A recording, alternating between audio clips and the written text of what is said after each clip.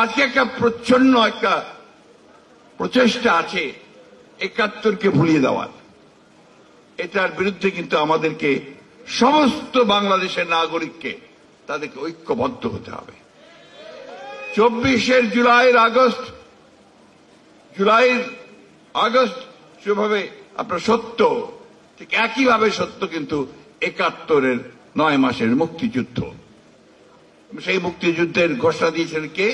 শহীদ president Ziaur Rahman, আমাদের দলের প্রতিষ্ঠাতা।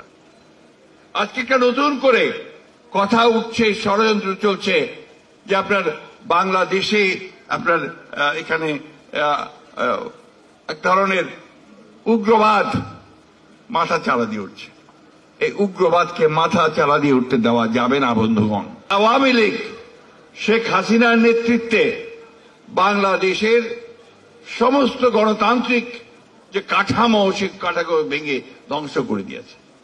আওয়ামী লীগ দেশের সম্পদকে লুণ্ঠন করে বিদেশে পাচার করে দিয়েছে। প্রায় ৮৮ লক্ষ কোটি টাকা তারা বিদেশে পাচার করেছে। দেখে শুনে তো মনে হচ্ছে যে এরপরে তোমরাই রাষ্ট্র পরিচালনার দায়িত্বে আসবে, জনগণ তোমাদের উপরে আস্থা রাখবে, তো তোমরা দেশ চালাবে কোত্থেকে? কারণ টাকা তো সব পাচার হয়ে গেছে। অর্থাৎ আমাদের দেশের অর্থনীতির অবস্থা কি করুণ করেছে, সেই জিনিসটাই শুধু আমি আপনাদেরকে বললাম। আজকে একটা প্রচ্ছন্ন একটা প্রচেষ্টা আছে ৭১কে ভুলিয়ে দেওয়ার। এটার বিরুদ্ধে কিন্তু আমাদেরকে সমস্ত বাংলাদেশের নাগরিককে তাদেরকে ঐক্যবদ্ধ হতে হবে। ২৪ জুলাইয়ের আগস্ট যেভাবে আপনার সত্য, ঠিক একইভাবে সত্য কিন্তু ৭১-এর ৯ মাসের মুক্তিযুদ্ধ। সেই মুক্তিযুদ্ধের ঘোষণা দিয়েছেন কে? শহীদ প্রেসিডেন্ট জিয়াউর রহমান, আমাদের দলের প্রতিষ্ঠাতা। আজকে একটা নতুন করে কথা উঠছে, ষড়যন্ত্র চলছে যে আপনার বাংলাদেশে আপনার এখানে এক ধরনের উগ্রবাদ মাথা চালা দিয়ে উঠছে।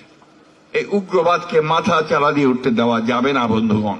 বাংলাদেশের শুধু নয়, এই পাক ভারতের উপমহাদেশে সব সময় আপনার এই সাম্প্রদায়িকতাকে একটা অস্ত্র বানানোর চেষ্টা করা হয় রাজনৈতিক কারণে। সেখান থেকে উঠে আসতে হবে আমাদেরকে সেখান থেকে সকলকে উঠে এসে সকল সম্প্রদায়কে এক করে আমার এই দেশ ও মাতৃকাকে আমাকে ভালোবাসতে হবে। তাকে নিয়েই আমাকে সামনের দিকে এগিয়ে যেতে হবে।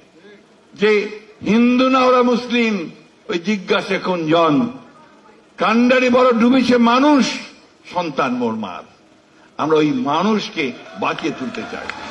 আজকে সেই জন্যই হিন্দু, মুসলমান, বৌদ্ধ, খ্রিস্টান সকলকে নিয়ে একসাথে আমাদেরকে তারেক রহমানের নেতৃত্বে একটি এমন বাংলাদেশ গড়ে তুলতে হবে যে বাংলাদেশ অর্থে সম্মতে সমৃদ্ধ হবে, যে বাংলাদেশ এখানে হিন্দু, মুসলমান, বৌদ্ধ, খ্রিস্টানের মধ্যে কোনো ভেদাভেদ থাকবে না, যে বাংলাদেশে আমরা সত্যের প্রতিষ্ঠা, ন্যায় বিচার প্রতিষ্ঠা এবং মানবিক মূল্যবোধগুলোকে প্রাধান্য দিতে পারবো।